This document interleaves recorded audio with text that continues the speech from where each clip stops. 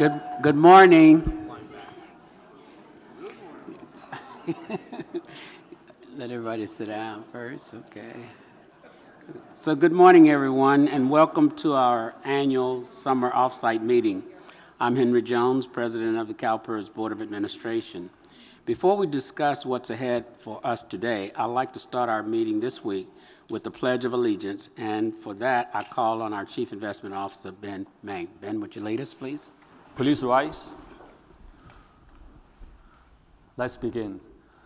I pledge allegiance to the flag of the United States of America and to the republic for which it stands, one nation under God, indivisible, with liberty and justice for all. Thank you. Please be seated. Yeah, thank you, Ben. I'd like to welcome our stakeholders in the room representing our retirees and member and employer associations, as well as members of the public who made the trip to Santa Rosa for this meeting. You are important partners, and we appreciate your active involvement. Offsite meetings like this give us the chance to learn and strategize and deepen our understanding of the issues we're facing in the coming year. They provide the board with a unique educational experience to hear directly from a wide variety of experts and to openly discuss the subject matter. From these different perspectives come a spirit of open-mindedness and collegiality. And it's in that spirit that I like to set the tone for our discussions over the next 3 days. Because there's a lot at stake here. Our members are counting on us to make decisions that are in their best interest and to find solutions to secure their pension and health benefits for decades to come. I look forward to your thoughts and input. One note before we begin, all sessions in this ballroom are being videotaped and will be available on our website at a later date. Now I'd like to turn it over to Marcy Frost, our CEO, for her comments. Thank you, President Jones, and good morning, everyone, and welcome to our offsite. As we begin our new fiscal year, we're naturally looking forward to the work ahead of us, but we also think it's an opportunity to take stock of some of the successes that we've had over the last few years. We have made considerable progress in our efforts to have a more sustainable fund and having that sustainability communicated out to the members who are quite concerned when they see the 70% funded status. And in order for us to really mitigate many of those risks, we have to have a laser focus on total fund returns, of which today will really be reinforcing the work that Ben and the investment team are doing in support of total fund returns. We're also doing our part to control costs and improve efficiencies of the organization. For the third year in a row, you saw in our budget request, we're not asking for new additional PYs or FTEs. Instead, what we've done is instituted a vacancy pool, whereas needs arise throughout the organization, that we have a way of transferring vacant positions to where the need is most. And that has been working really well. And again, as I said, the third year in a row, not asking for new resources. We've also been able to improve service to our members while also offering some new tools for our employers. One of the things that we like to communicate is that the benefits are really as safe as the employer's ability to pay them.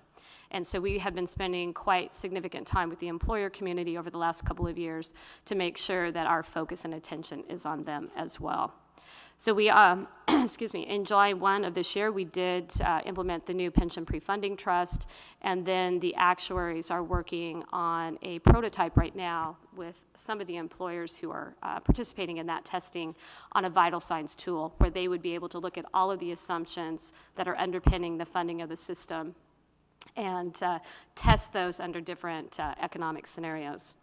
And I know our work in today's session is really focused on investments, but we've also had great success in our health benefits program.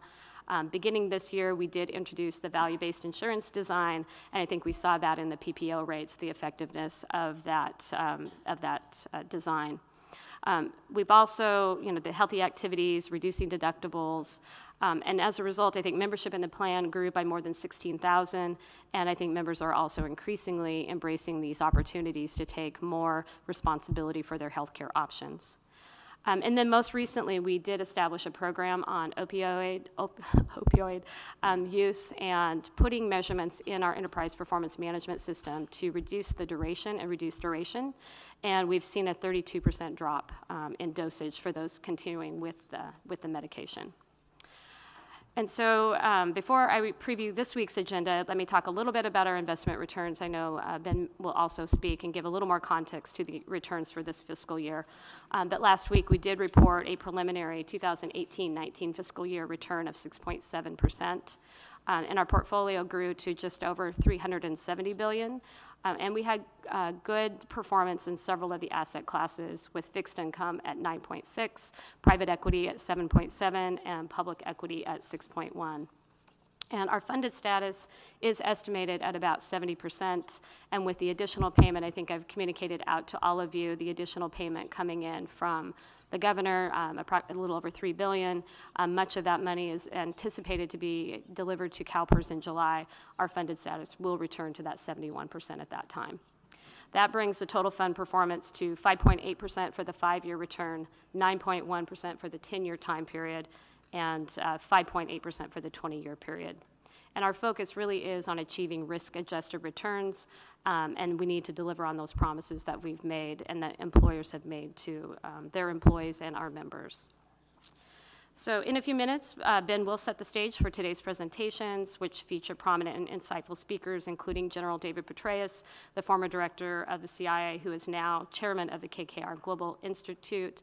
And we're really honored to have him here. He is one of probably just a handful of people who can really inform a global investor like CalPERS on the geopolitical risks, currency risk, conflict risks that really could impede our ability to invest appropriately around the globe. And as you know, our global equity portfolio is really, we invest around the globe, and so understanding these risks as a $370 billion fund and having perspective and insights from people like General David Petraeus is, it's a privilege to have him here. And then we will follow that presentation with one that's moderated by Paul Muchaka on infrastructure investing, and then after lunch, Clint Stevenson will lead a discussion of the essentials of having a successful emerging manager program.